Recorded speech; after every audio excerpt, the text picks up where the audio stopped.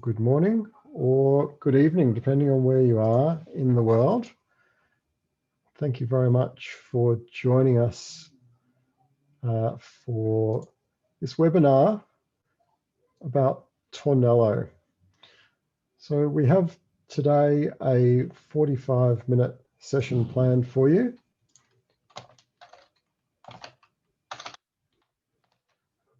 Sorry, I just need to...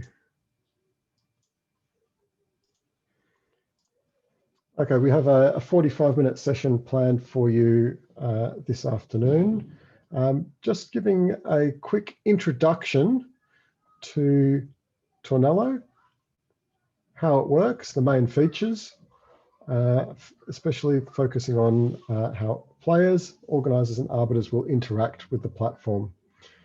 This webinar has been put on with Tornello and FIDE in conjunction with the World International Chess Federation because FIDE has selected Tornello as the platform for hosting the World Youth Championships, the World Youth and Cadets Championships in a couple of weeks' time, and for the FIDE Olympiad for players with a disability, which is starting at the end of this week on Saturday. So with these major events coming up soon, we thought it was a good idea to try to get people and players more familiar with the platform and help to allow the players, when they come to those major events, to be able to focus solely on their games and their chess and their thinking, and not to worry so much about navigating a new platform that they haven't used before.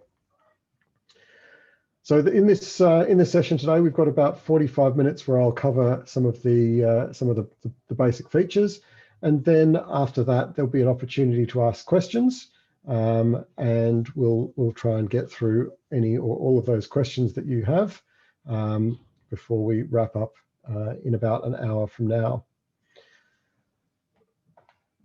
So I think we've got probably as many as we would expect to come this afternoon.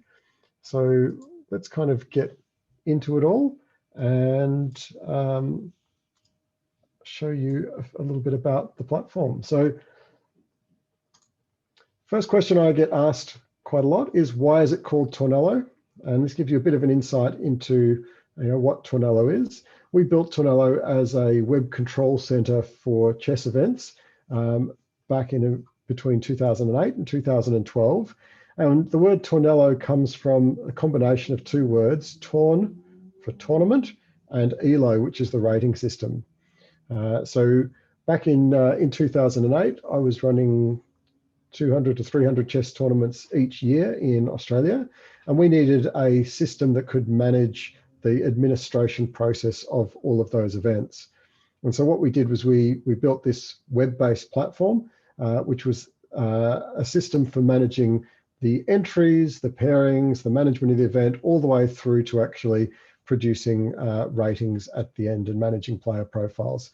So it was a seamless system from start to finish, and that was where Tornello came from.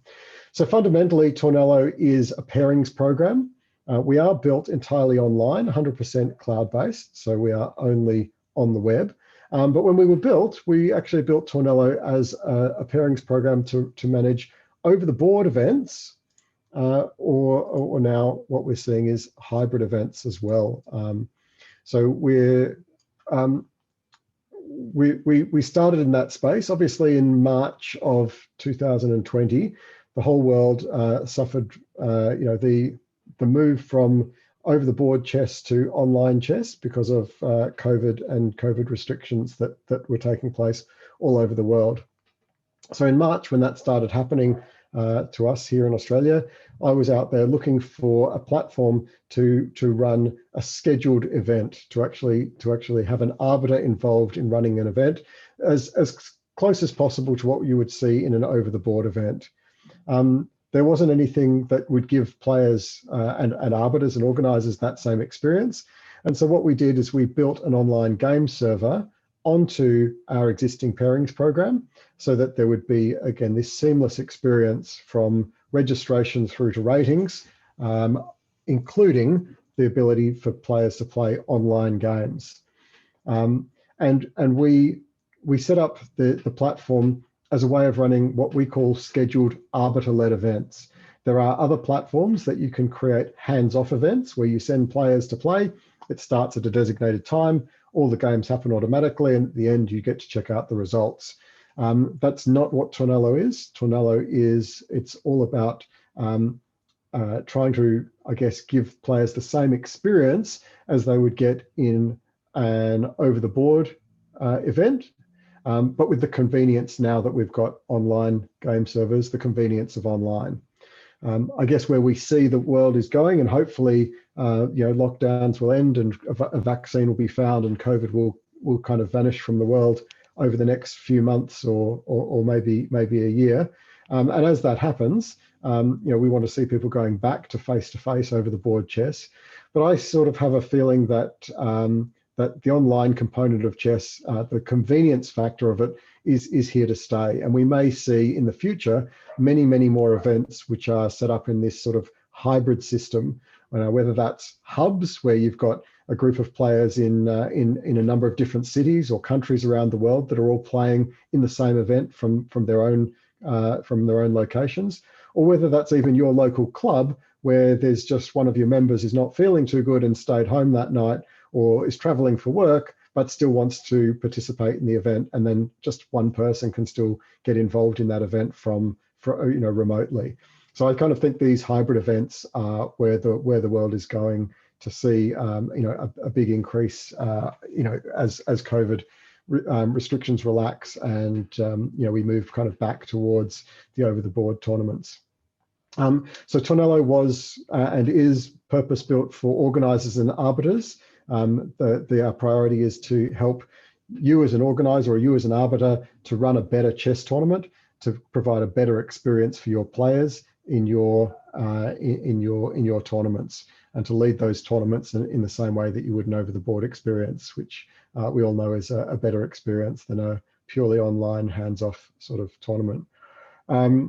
So we're developing features all the time. I did say we've only just introduced this online game server in March, so we're only 6 months young, and we're always adding new features to that, and you'll see, as you even over the next few months, you'll see new features being added, and see us improving before your very eyes.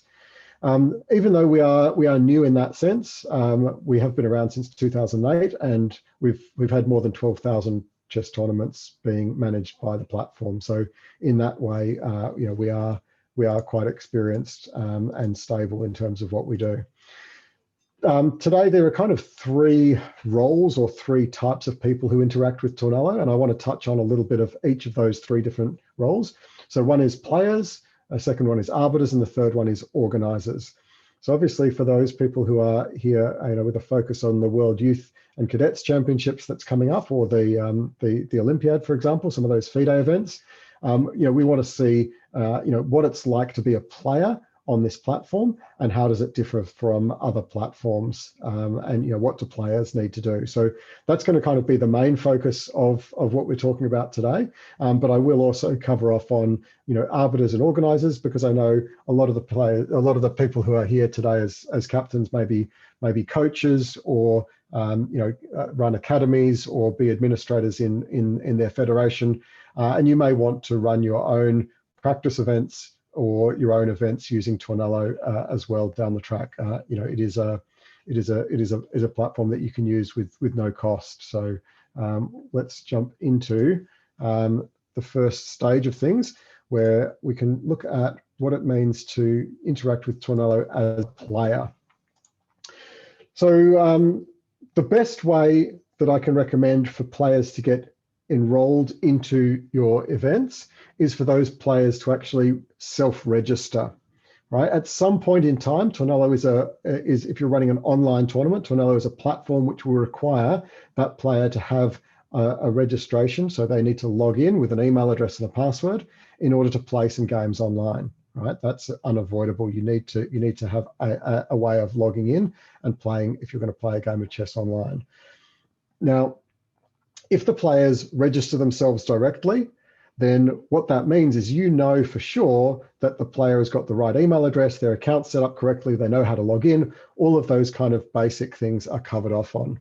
Now, in the World Youth and Cadets event, the registration process has been a little bit different, where the players are registering to their federations, the federations are registering to FIDE, and then FIDE is importing that information into Tornello.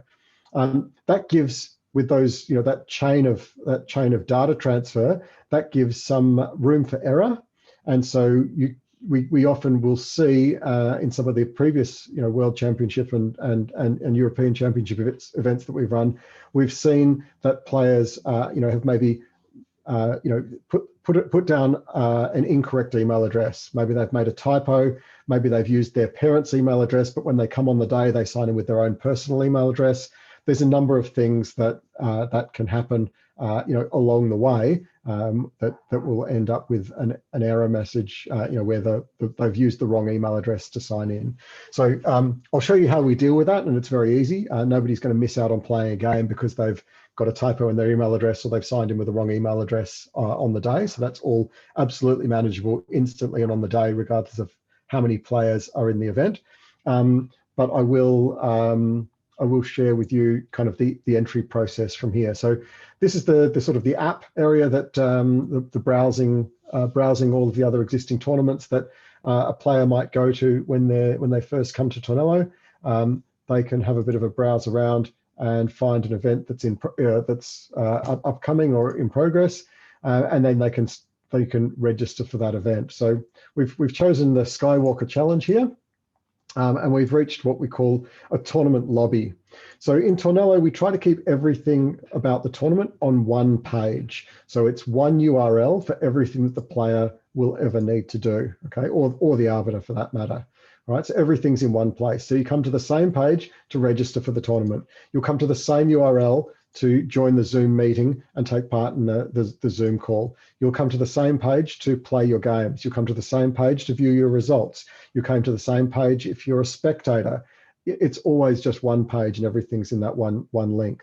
It just makes life a lot simpler. Instead of sending out, here's where you register, here's where you play, here's where you download the PGNs from, here's where you see the results, here's where you join the Zoom meeting, and you've just all of a sudden given somebody 25 different links, and of course the navigation is going to be challenging for them.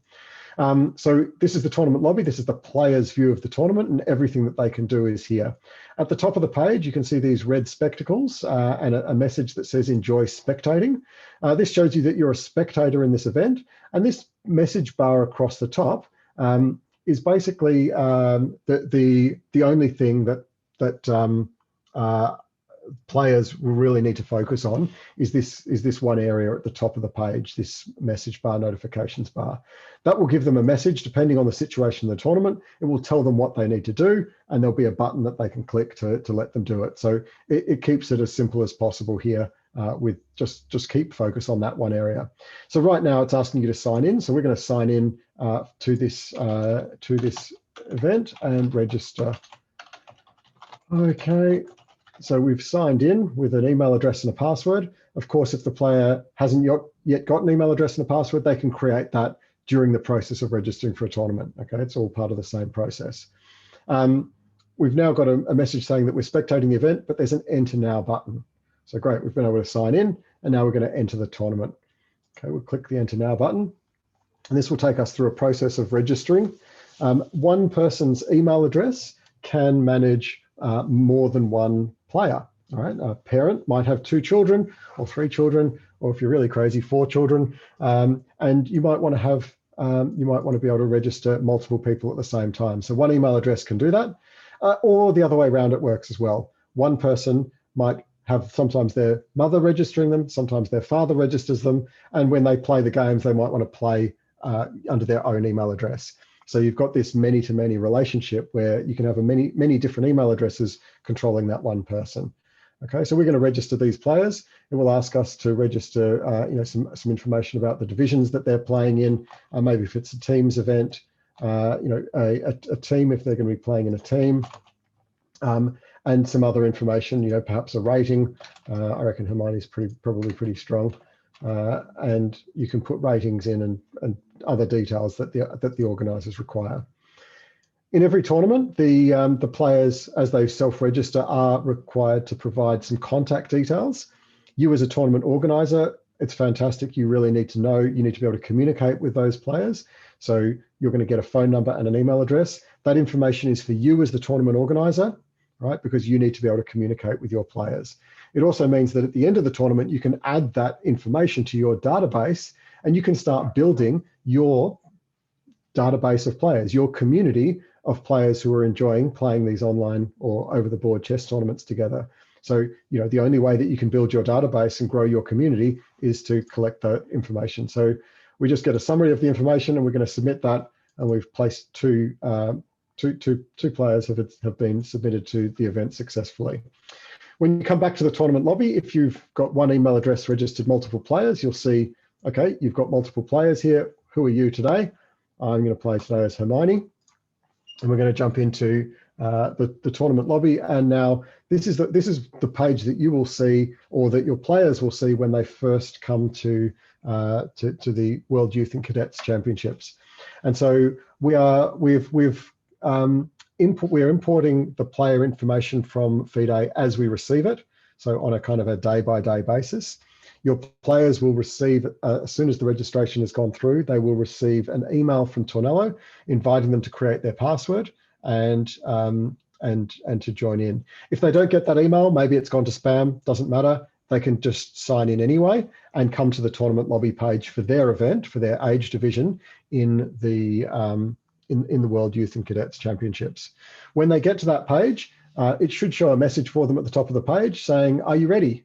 You know, and they need to tick that box, because what that process of actually placing a check mark in that box does is that just simply verifies to the organisers that that player knows where this box is, they know where the page is, they can sign in, they've got the correct permissions, everything is going to work perfectly when they come to play a game. All right, so just that process, it seems very simple, but we do ask that all of the players come to their tournament page and they just put a check mark in that box. That will verify, that will prove to you as captains, to us as organisers, to us as arbiters, it will prove that everything's going to be okay on the day. All right, so as you look down the page, you can also see that all of these players have got green check marks next to their name. So if you're team captain for England, you might say, well, hang on a second, Harry hasn't checked the box. And then you can get in touch with that player and you can follow up to see, you know, why has that not happened? Have they just not gone through the process, or have they had some problems and maybe they've used an incorrect email address for the registration and they need to update you on the email address that you've provided to FIDE, and then you'll provide FIDE with a new email address and Tanya will update the system and they'll get a new email and they'll be able to log in and everything will work perfectly again. All right, so please check not just for yourself, but for any other players that are in your team or federation to see whether they've got that green check mark and they're ready to play. Right, once that's done, before the tournament starts, we certainly hope that every single player has managed to do that, and there's a smiley face and a green check mark next to everybody's name. All right, now let's see what happens when the tournament starts. So when the tournament starts, maybe some more people come along and register. You can see we've got another green check mark shows up in the box. When the tournament is ready to start, the arbiter will be the one who decides when the tournament starts. So it's not like some platforms where you just start when it says start. It will start when the arbiter says so. And if we want to wait for 5 minutes to give somebody an opportunity to join the room, then that's the choice that the arbiter has. So when we're ready to go, I'm going to click the start button and we're going to pair in the first round pairings. There you go. You would have heard a noise and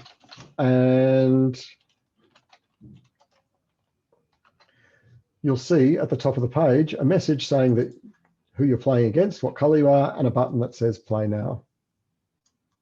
All right, so when the player sees that button, all they have to do is click that, and when they click that button, they're into the game, ready for the first game to start.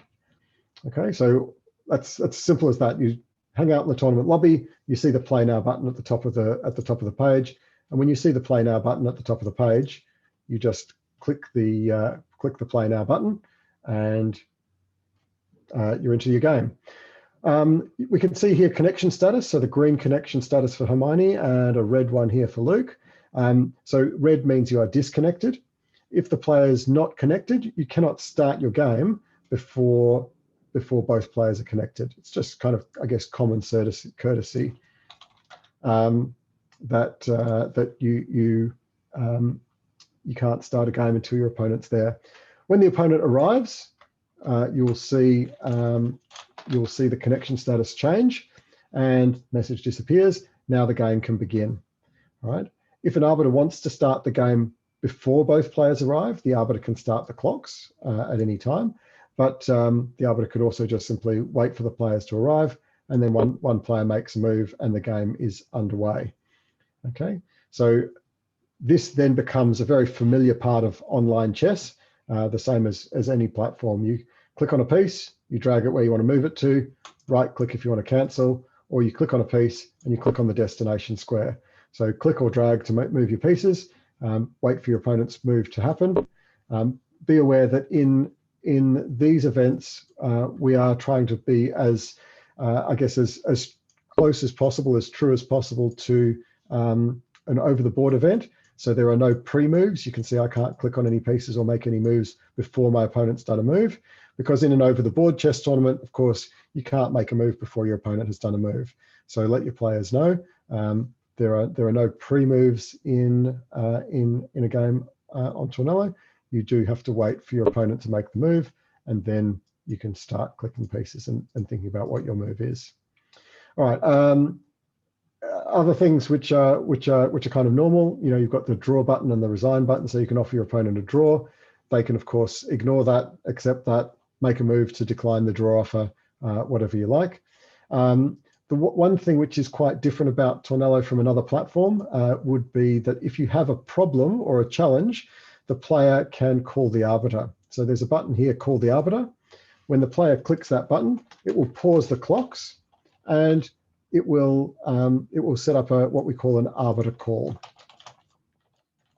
Right, the arbiter can send messages to the player. So you can see the arbiters now send a message to the player saying, how can I help you? And the player can then message back and forth. What should I do next? All right.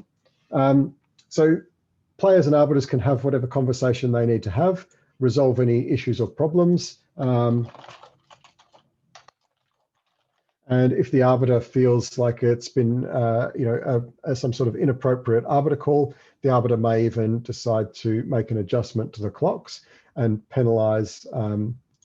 Let's say we give an extra 2 minutes to Luke. There we go. We've just given an extra 2 minutes to Luke because he's been distracted by Hermione's call to the arbiter, which was not appropriate. Generally, there's probably not very many reasons to call the arbiter, but it's an option. The arbiter is there. The players can call the arbiter, and this arbiter chat is publicly available to both sides. So if White wants to send a message, they can send messages back and forth. Okay. So everybody, both Black and White, will get to see what's happening there. When the arbiter's finished and resolved it, they'll resume the game, and then the Black player can make a move and continue the game. We introduced a feature about a week ago, in particular to support the online Olympiad for players with a disability, where there might be a greater chance of people who've got physical disabilities doing what we call a finger slip, where you accidentally make a move, but it wasn't intended. So if you make a move that wasn't intended, there is an undo button, and you can submit a request to your opponent for a move retraction. Of course, they don't have to accept that. They can choose to simply ignore you. An arbiter, of course, ultimately has control, so an arbiter can take back 1 or 2 or as many moves as they like and retrace the game if they want to. But if there's an obvious finger slip, like you're playing queen from D8 to D1 and you drop it on D2 instead of D1, some of those obvious finger slips, especially in the Olympiad for players with a disability, they may be granted, and the other player might say, okay, sure, we'll let you take back your move, and then you get to play a different move. Okay, and so you could play any move that you like then. So that's an option as well, but obviously not compulsory. When the game finishes, oops, I've lost that game. I usually win actually in these practice games on these demos, but today I lost. It's what happens. Hopefully I've learned something from that game. I'll return back to the tournament lobby. All right, after the players have finished their game, they can return back to the tournament lobby and they'll see everything about the tournament from the tournament lobby. All right, so they see it. The spectators get to see the same view. You can see, you can go to the round. You can see all of these watch, so you can watch any other players playing their games as well. Or view means that it's a game that's been completed. As results come in, the results will come in automatically. You can see the results here as they're coming in. And then when the second round is ready to go, the message at the top here will change, and you'll see the next round is being paired. Okay, and so we've got now white in the next game, and I've got a play now button. I can continue into my game and off we go. Okay, so there's the round 2 pairings. If for some reason there's something different, let's say if you've got a buy, the system will tell you you've got a buy. So now here we've got Hermione with a buy, and it will tell you you've got a buy. If you've been withdrawn from the tournament or something has happened, that means you need some different information. Here we go. It will show you, you're not going to be paired for the next round, and you get to rejoin the tournament. Your name's crossed out, you're withdrawn from the tournament. So that will give you a different message there. So all the time, the players just need to focus in this area at the top here. This message bar will tell them what they need to know, what's their status at the moment, and there's usually a button which will kind of give them the next action that they're most likely to want to take. Okay, so that is what the players will kind of see. All right, so that's kind of most of what we've got with the players. I will kind of talk a little bit as we go about fair play. And so obviously in an online chess tournament, this is one of the biggest concerns that we have, or that players have, is to make sure that we're all playing fairly. And for us, what Tornelo is trying to do is to establish trust as quickly as possible between all the players in the tournament. The first thing that we do to establish trust is we make sure that the players are using their real names. All right, it's really important that people use their real name. If you use your real name, it's that first step towards building an honest and open, relationship with the other players in the tournament. So it's about building trust. So players use their real name, their full name. There's no handles, there's no usernames, there's no abbreviations. It should be the real and their full name. The second thing that we've got is we've obviously got these the ability to speak to an arbiter, and so having a visible authority figure kind of present during the games and leading the way, that goes a long way to building trust amongst the players as well. We ask that the players get onto the Zoom meeting, and so in the World Youth and Cadets Championships, everybody will be required to be on a Zoom meeting. The Zoom meeting, by the way, you can join that from this video conference button right here. And so again, it's on the same page, whether you're going to the Zoom meeting or playing a game, everything's just in this tournament lobby. So you just click that and that will open up a Zoom meeting and you'll be into your Zoom meeting. Obviously, I'm not going to open that now because it's that would end this meeting. So that wouldn't be good. So yeah, we have everything on the one page. We've got we've got, in terms of kind of trying to build an environment where the players trust one another. We've got real names. We've got a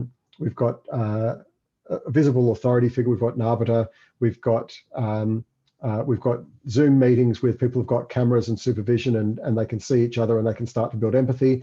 And also, what we're hoping is that players end up with communities where they have repeat interactions. Okay, and so repeat interactions means that the players can build trust over time. And so over the long period of time, you might find that players have played in multiple tournaments on Tornelo.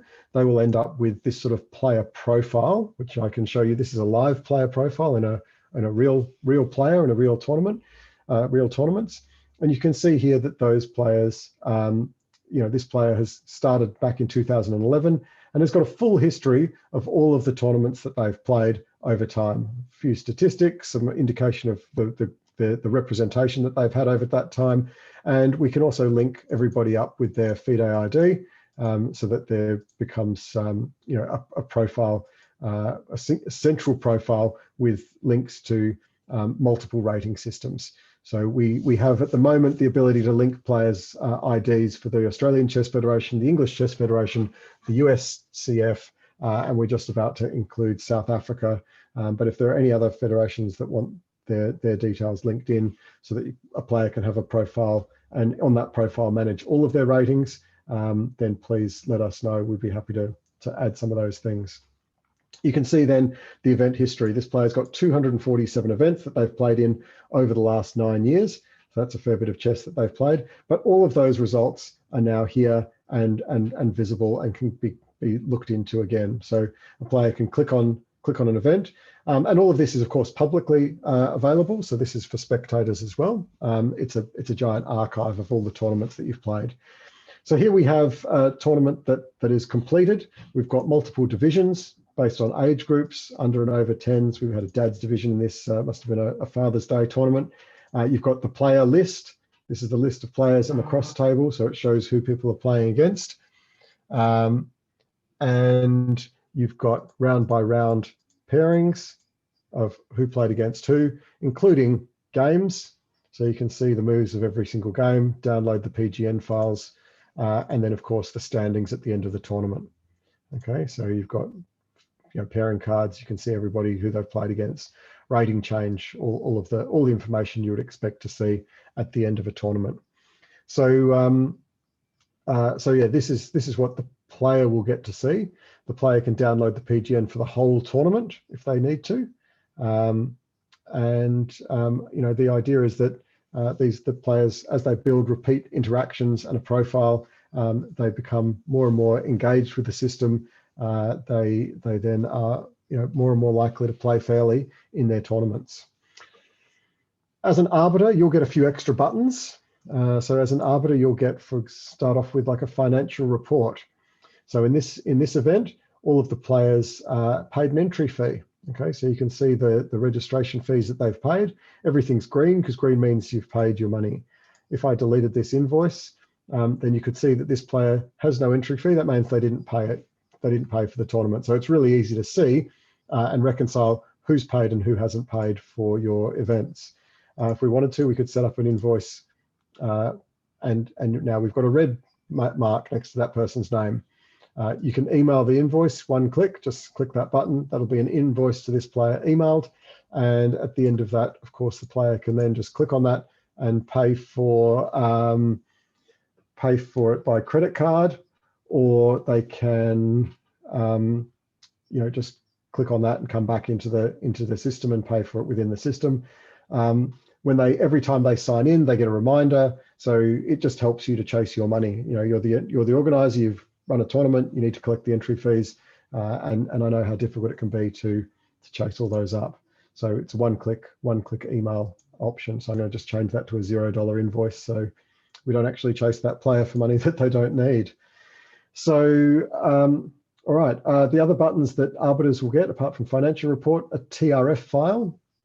You can download a TRF file, and a TRF file is a tournament results format. It's the FIDE ratings data exchange format, and so you'll be able to then submit that for to FIDE if it was an over the board tournament.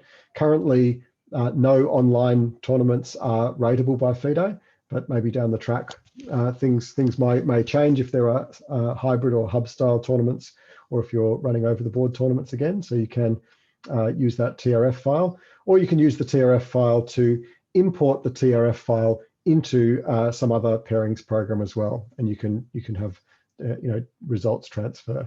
You've also got the ability to export the entries from the tournament, which will give you every player's name and email address and phone number and all those sorts of things in the tournament. So that's a way of I guess collecting and building your database really easily just with a single one-click export entries. Okay, so we've covered off on the pairings, the PGN, the PGN files, all the reports. So let's have a look now behind the scenes. I mean, this is kind of an arbiter's view, but of a finished tournament. So let's have a look behind the scenes at this tournament, but from the arbiter's perspective. So this tournament from the arbiter's perspective will look like this.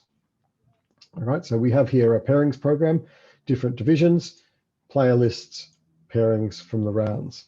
So we've got, as arbiters, the ability to do everything we need to do. You know, here's our invoicing if we want to send people bills. Here's the ability to withdraw or unwithdraw players. You can have particular rounds that they might skip if they're not going to play the next round. You can skip particular rounds. It's very easy in the pairings program to amend pairings. So we want to change this. We want to add some extra players in. You can just click on any of these little pencil icons and change things that you need to change. Okay, so you simply search and select and change the pairings here. You've got control over the rounds, so each round could be in a draft or a published or a live status. Right, a published means, like if I put Hermione back in here, let's say against Luke, and we show you Hermione's page again, it will show you that the pairings are ready. You can see the pairings, you can see who you're playing against, but you can't actually start the game, right? And only when the tournament goes live will the actual game be able to start. So you can put the pairings up, give people an opportunity to do some preparation if need be, and then go live after that. If you didn't want to use the pairings within Tornello, you can also use external pairings programs. Within Tornello, there are three options. You've got a round robin tournament. You've got YavaFo as a pairings engine, and YavaFo is the same pairings engine that's used in Vega and Swiss Manager. So if you have the same player information, you will get exactly the same pairings from YavaFo as you will from Swiss Manager, because it's the same pairings engine. You can also use the Tornello engine, which is an approximation of the Swiss style tournament, and it's really used mostly for Tornello's own teams tournament, which is an individual teams tournament. So we talk about that more in some other webinars. So yeah, using YavaFo, it will just give you the same pairings as Swiss Manager or any other pairings program. If you, for some reason, are wanting to use it externally, you can import players into Tornello, and this is how players are imported by FIDE. You click the import CSV. We'll upload a entry. I think this is the one. Here we go. We're going to import Ron Weasley. We've got an email address and a FIDE ID and all the other information that we need. As we import this player, if the person's account doesn't yet exist, it will create an account, it will email the player, it will invite them to take part in the tournament, and it's as easy as that. We just import that CSV, or it's like an Excel file, and then we've got the player in the tournament as well. We can also, let's just delete these rounds, and I'll just show you how to import round one. So if we wanted to do the pairings in an external pairings program, we can use a PGN file. So you would export the blank PGN headers from say Swiss Manager or Vega, and then import them into Tornello. When you import the blank PGN file, it will see, oh yeah, these two players played against each other and there's no result, there's no game. It will just import those. So let's just go back to the pairings program. It will import those, and now you've got pairings for round one. And so those were generated by that import process, where we've just opened up this PGN file, which was exported directly from any pairings program that exports PGN headers. You know, you often use that with DGT boards, and you could just import them, and there's your pairings for the first round. So round one, round one, board two, and it sets them all up right here. So that's how you can import pairings and import player lists if you wanted to do the pairings externally for some reason. All right, we've seen all of that information, so I just want to show you quickly the organizer's perspective. Tornello is really about, we're trying to form partnerships with organizations. We don't see ourselves as the star of the show. The star of the show is the organization, right? Whoever runs the tournaments, whoever owns the tournaments, it's your community. You're building up a community of players. We're not like a mega portal where we just want our name over everything. It's about organizers and arbiters having their own kind of brand presence. So you'll see here, these are a number of organizations that have been on the platform, some for a long time, some for not very long.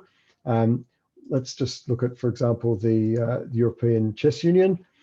So what an organization would get is then the ability to put their own contact details, link to their own website, to their email address, to their logo, a bit of a blurb, as well as showing all of their upcoming and previous events. So that way, a player can use this page kind of as their, as their sort of homepage and calendar of events for all of the upcoming events, and they can discover new events that are coming. So players who are kind of associated with your organization, they will have a dashboard. So I'll just show you my dashboard just briefly, and you can see that these are all the organizations that I've got some involvement with, or my son has involvement with, playing games. So you get to see the events that you're playing in, but also upcoming events, and you're able to then find and browse those events easily. So we do have FIDE has got an organization set up obviously here, and what we've got on the FIDE organization is a list of all of these upcoming practice events. And so we would highly recommend anybody who is going to be playing in a official tournament on Tornello to get into one of those practice events. They're self-registration, they're free. It takes an hour. They just play 5 games. So I highly recommend that you do that just to get familiar with the process of playing a tournament and navigating things, in and around Tornello.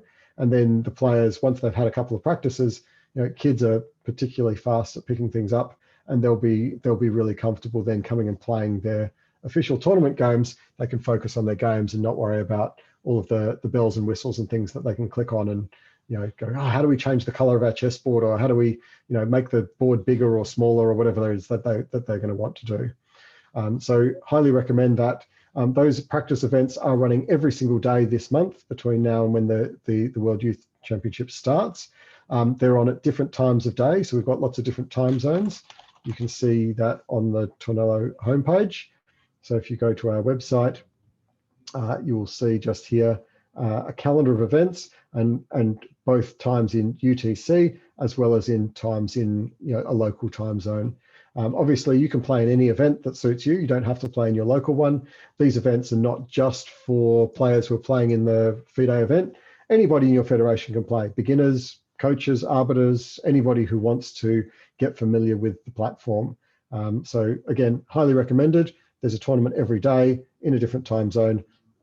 Please jump in there and get involved. Okay. So yeah, if you wanted to set up your own organizations, that's also absolutely fine. We encourage you, when you click the Run an Event button in the top here, you'll see a page that asks you to create an organization. Please upload your logo and a bit of a color scheme so that it looks sexy, and then people will be more likely to come and browse and explore your organization. So if you need, there are some additional features that you don't get from just creating organization. You need to be a verified organization. What the verification process is just, it's about building trust.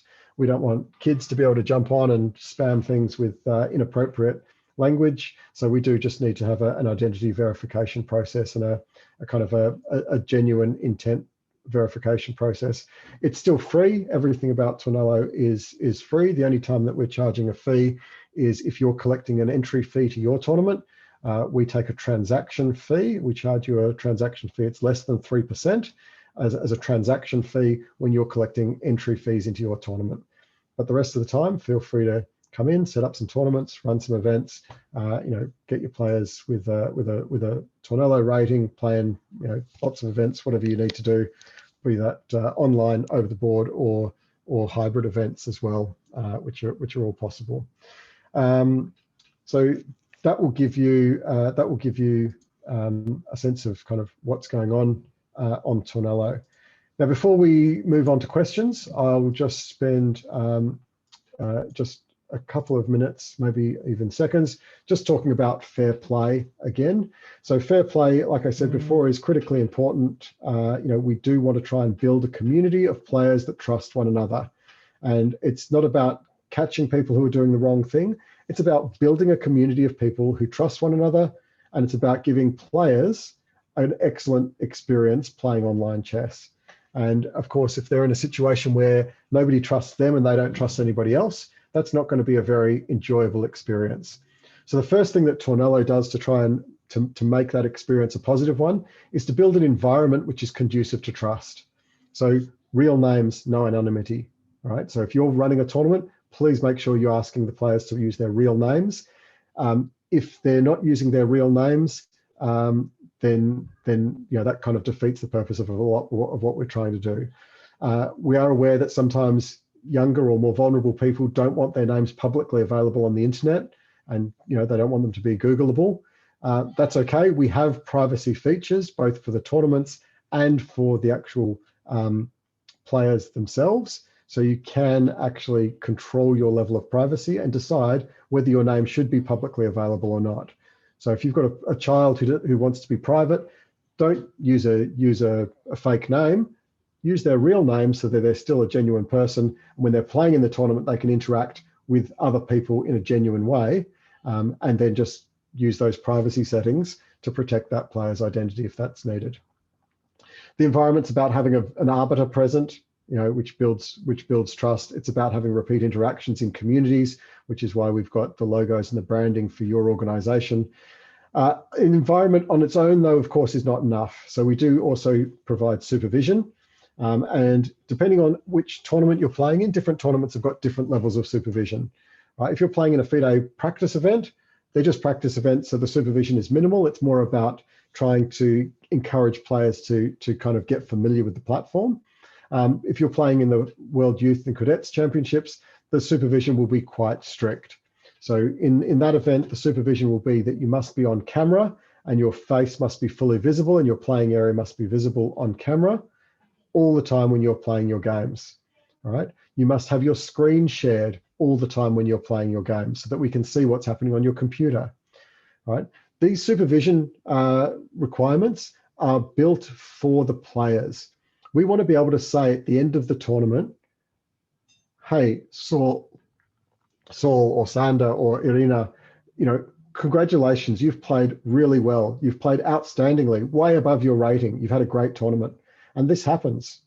And we want to be able to say, anybody who puts in an accusation or a complaint or a suspicion, we can say as arbiters, no, we watched those players playing their games. We watched them, we supervised them, and we are 100% confident that they played fairly. And so our job as arbiters, we actually want to be on the same side as the players. We want to be supporting those players and actually have the players on our side as well. So instead of coming and telling the players, look, we're watching you, we're going to check up on you, and now you're in a combative environment against the players, right? That's going to breed mistrust. That's going to breed suspicion, and everyone's going to have a negative experience.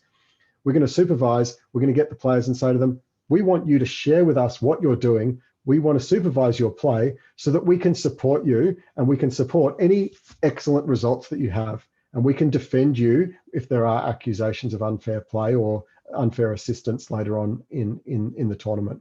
And so that's what supervision is for. Of course, even after supervision, we've also got a verification process, and that's a statistical analysis. It's a correlation analysis of computer or engine moves versus the players' moves themselves. And so Tornello will provide a report that looks something like this after every single game, after every single round. You don't have to wait till the end of the tournament, but arbiters and organisers will see this sort of report after every single round. And you can identify players that may need to be removed from the event if they've had unfair assistance, because you can see their statistics.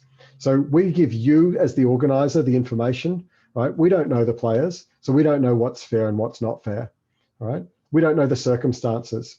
You know, maybe you don't want to have somebody withdrawn for one reason or another. Maybe you'd rather have a conversation with that player and give them a second chance. You know, educate them, you know, help them to overcome the challenges of impulse control that they're facing, and help them to teach them to make better decisions with their or better choices in their chess games. So you as the arbiter will get all of the information. That information won't be public for the players, but it will be for you as the arbiter or any of the arbiters, and it will give you all the information you need to make your own decisions. Okay. We're also working on some visualizations like this. This doesn't exist yet, but it's just kind of work in progress, where you can see kind of yellow dots are kind of lower rated players, green going down to blue or higher rated players. And then you'll be able to really easily see when there are some players who are outliers, where you're like, well, what are these players doing all the way up here near Stockfish when everybody else at their rating level is kind of, you know, way over here in the middle. All right. So you've got the data report, which just tells you at the top of the page is the person who's most likely to have had some assistance, or they're the ones who are playing most like a computer. So in general, you know, those are the players who are, you know, masters at the top. All right, that's kind of everything from me. If you've got any questions or comments, if there's something you'd like to dig a little bit deeper into, we've got 15 minutes or half an hour, whatever is needed to answer some questions. If after that you've still got more help that you need, we have lots of places that you can get assistance. If you're an arbiter or an organizer, we've got a community on WhatsApp where arbiters help one another out. We've got a community, a great little community there. We've got about 60 or 70 arbiters who are on there and have all used Tornello and are using Tornello on a regular basis and can help you out with any arbiter questions. Particularly useful if you're kind of live in a tournament and you go, oh, what do I do now? Not sure what to do. And there's 300 kids waiting for you to do something. We've also got a help center or a knowledge base, and I'll email all these links to you after the webinar anyway. And if you'd like, I'm also happy to have a one-on-one session and spend half an hour with people, you know, helping you create your organization, verify that organization, answer any specific questions that you have about the platform or about what you're trying to do on the platform. So those are the kind of options for help after today. This session will be or has been recorded, and it will be emailed out to everybody you know, in the next 24 hours or so. So you can go back and review this anytime that you like as well. So you know, if you've got any questions, type them in the chat, throw them open, and let me know if there's anything I can do to explain further some of the contacts. Okay, so we've got a question. What happens if a player is already registered when they receive an email? Okay, good question. So if you are already a registered player on Tornello, you will see when you first log in, let's just go back to the home page, you will see a message that tells you, like, you know, which tournaments you've been registered for, right? So when a player logs in and they've already registered or FIDE's registered them for an event, they don't need to get an email. They don't need to have any special, nothing special is required. They just come, they sign in, and you'll see here's the events that have been entered, and there'll be a link directly to that. You know, there's also a blue message bar at the top that says this is an event you're playing in if it's a live event, and you just click that and that'll join you through to the event. So if they've already registered, no problems. It just connects the accounts together. If they have registered but don't get an email, no problems, just sign in. At the end of the day, just always get the players to sign in, go to the tournament lobby. If it doesn't show them on their homepage that you've entered the event, when they get to that event through just navigation, they might see a message saying that they're spectating the event. If it shows them that they're spectating even when they're signed in, and they can see in the top right-hand corner they are signed in, they may then need to update their email address with you, because it's quite likely that they've given you as the team captain the wrong email address, or there's a typo, or they've just decided to log in with a different email address, and then we need to update that. On the day of the event, if they're signed in and they're sitting here going, oh, I can't play because I'm signed in with a different email address, the arbiters can provide what's called an arbiter token. So let me just show you an arbiter token quickly, and those players. Oops. So I'll just set it up so that Hermione gets a token. So let's just remove her from the event and remove. Okay. All right, so when you come to the event, I've still got Harry in there, sorry. I need to remove all the players on this account. Okay, so when the player comes to the page, they will probably see this message, enjoy spectating, and they don't want to enter the event, or they won't be able to enter the event because it's a FIDE event, you don't enter directly, but they'll see this Arbiter Token button. And what they can do is then on the day of the event, they can have a conversation with the Arbiter. It's like a one-time pin. You just click it, you put in the four-digit code that the Arbiter gives you, and now you can play, and you're permanently connected to that player. All right, so we've got some questions about player registration names. So the name doesn't have to be exactly the same. We're pretty flexible. As long as it's your real name, then we're happy. It's got to be your real name. You can't be using a fake name or an abbreviation. It's got to be your real name, but it doesn't have to be exactly the same as on the FIDE list. So I know the FIDE list sometimes has got a middle initial, or it's got some other information like middle names that you don't normally use. So this can just be your normal name, first name and last name. Okay, so that would be fine. The player should register. The question was, does the player need to register with the same email address that was sent to FIDE?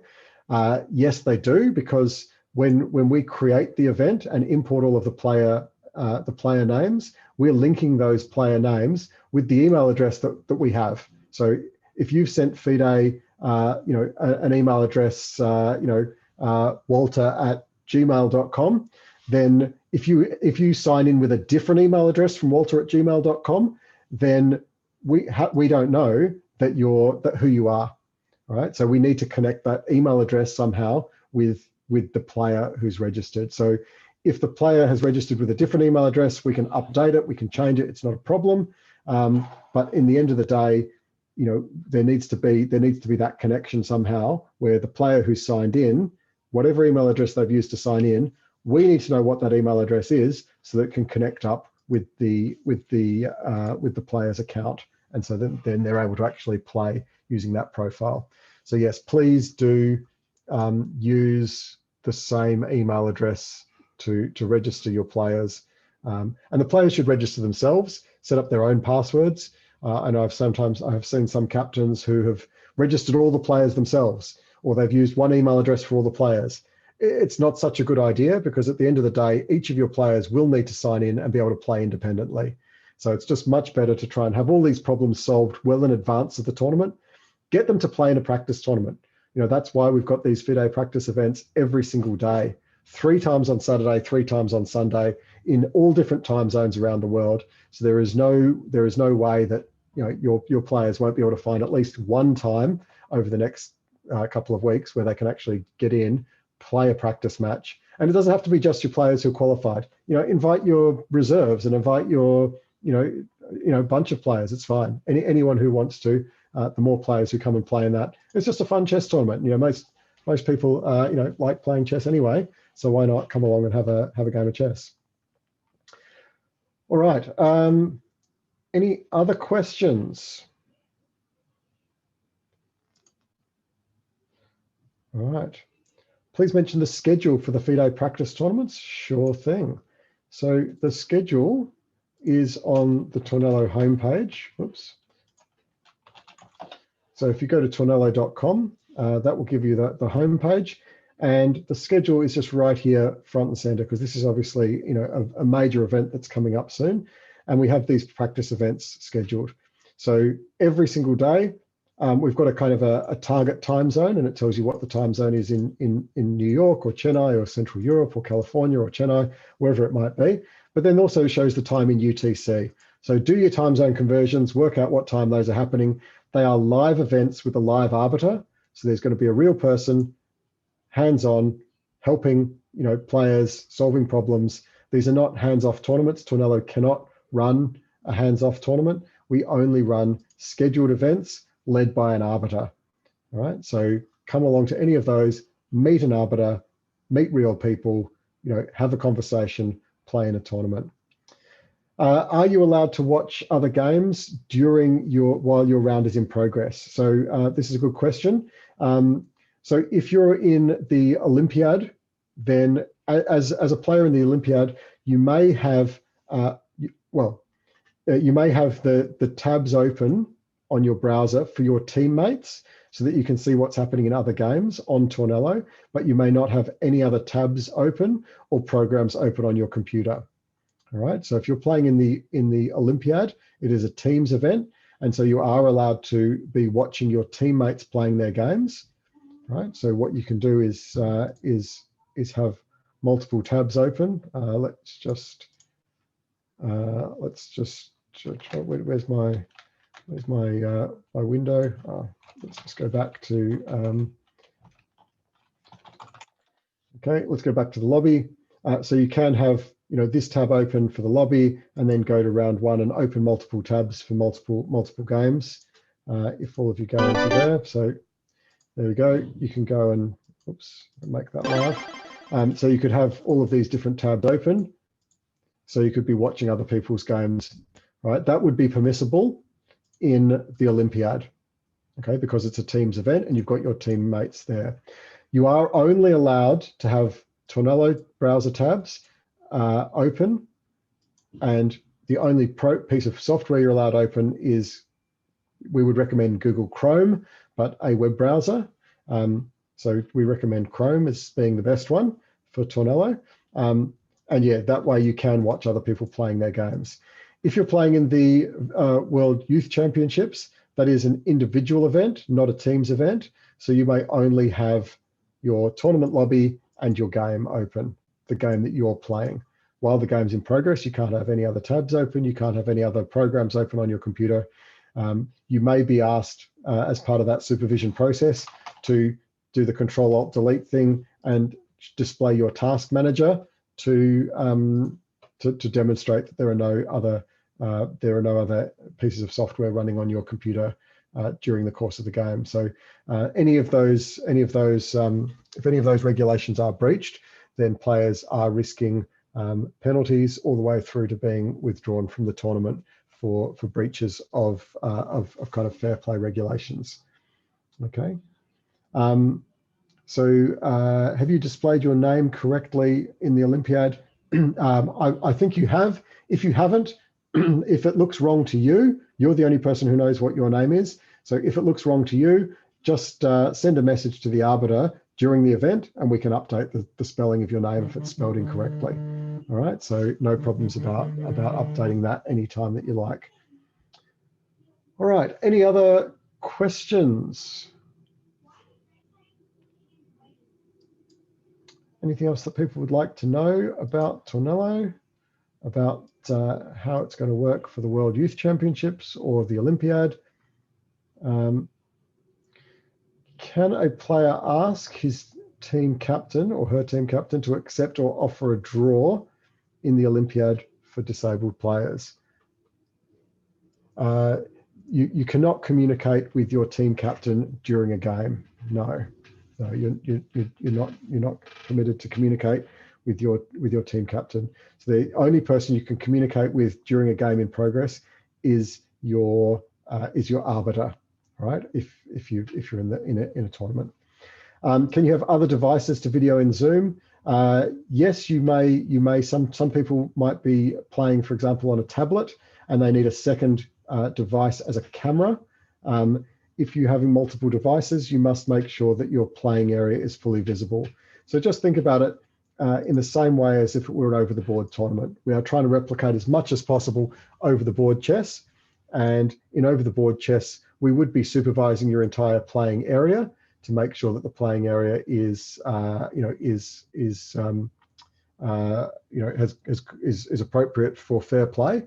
And so we're going to be asking the same thing. So it might be that your bedroom or your kitchen or your office is your playing area.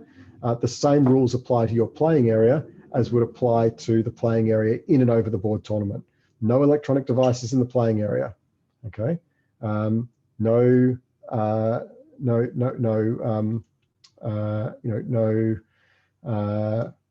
assistants, no other people allowed in the room, all of those sorts of things. Okay, good question. Mehrad's come a little late and just wants a bit of a repeat. We have recorded this session, and I'll be emailing that out to everybody. I can't repeat everything that's been said in the in what you've missed, but I will be emailing that out so that you'll be able to replay this as a YouTube video and watch all of that afterwards. Can the captain stay in the tournament lobby as an observer? Yes, absolutely. Team captains, parents, spectators, friends, family, anybody can be in this tournament lobby. The tournaments will be also broadcast on Chess24. So you can, and it's the same games, they're live, they're being broadcast directly. So whether you're watching from Tornelo or whether you're watching from Chess24 makes no difference. Spectators are absolutely permitted to spectate, all right? And it doesn't matter where you spectate from. All right. Any other questions? Like I said, we will be sending a recording. I know that we've got some people who are coming late, and apologies if you've missed some of this session. We are just kind of wrapping up now. We're finishing off our questions, and we will be sending out emails with the recording and with links to places where you can go to get more assistance as well. So if you need more help, so please watch the recording, pause it when you need to, go back when you need to, see everything that's there. If you've got any questions, I'll also share my email address.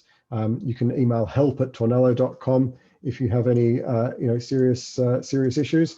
We're all here to help you. The first point of call for the players will be their captains. The first point of call for captains will be the federation, and the first point of call for the federation will be the FIDE tournament organizer or the chief arbiter for the event. I'm here as a founder of the platform, and so we're running the platform itself, and we will help as much as we can to get people through this. But a lot of it is within the control of players and organizers and arbiters in the tournament. So obviously just try and reach out to those people first. Because they may be better suited to actually solve your problems. All right, I've got nothing further to say. It seems like we're kind of running short on questions now, so I will wrap things up. I'll say thank you to everybody for joining in. It's been a pleasure to be here. I will share the Tornello's YouTube channel. We do have the recordings of this and all of the other seminars on the YouTube channel that we've been running. There are more advanced ones as well if you wanted to go into a little bit more detail and learn more about some of the features of Tornello. So yeah, there's so this is, I think it's just /Tornello. Just double check. Try and find the okay. So this is the YouTube channel, but like I said, we will email all this information to people anyway. So I think we've got a few people who've maybe got some time zones wrong who are coming in a little bit late. But thank you. I'll stick around. I'll leave the call open for another 5 minutes or so, just in case there are last minute questions that people have.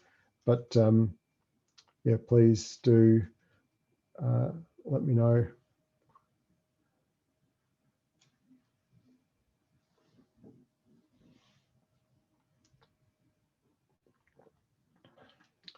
Yeah, otherwise I will try and get these recordings out.